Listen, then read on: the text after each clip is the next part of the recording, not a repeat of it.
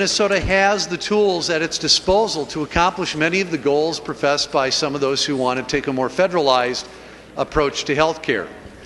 Members, this is another great idea, a Minnesota-only idea, first of its kind idea in the nation, to provide a new tool primarily to help those who are underemployed achieve access to affordable health care coverage in the private market.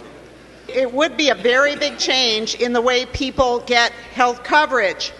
And for that reason alone, this bill should have gone to the Health Reform Committee, of which he is the chair, and yet it did not.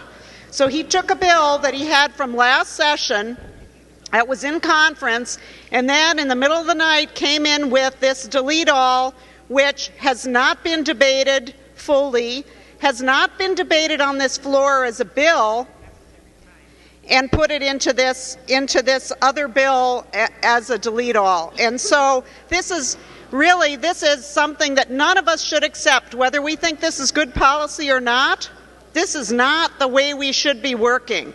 And members, if we're going to do major policy changes like this just because we can, then you should be very afraid if you're in the minority at some future point. This is not how we work in this body. At 8 o'clock last night, the public was notified there was going to be a hearing on this bill at 9 o'clock. So this was the thing that was done in the dark of night without public input. There was only one testifier. I assume he was notified early because he supported the bill. There's a whole bunch of stuff in here that didn't get fully vetted in the conference committee with a half an hour's notice or an hour's notice. Representative Atkins, I wish we would have done a roll call vote on this because I voted against the bill.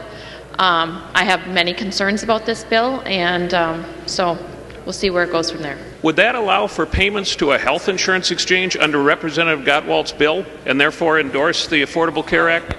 Gentleman from St. Louis, Representative Huntley. Mr. Speaker, it certainly looks like it to me. And again, folks ought to read their own bills and try to understand what's in them. What you're hearing on the floor today is the same old story. You got the Democrats who want Obamacare. They want to cast aspersions on this and hope they can flake off a few of our members to vote against it, maybe throw a few doubts into things.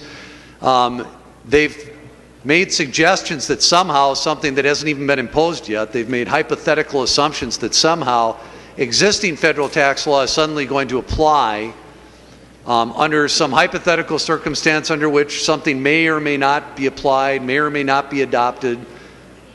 I mean, this has been the whole problem with Obamacare right along, but what you've really got is them standing in the way of little things that can help private individuals purchase their own private market-based coverage.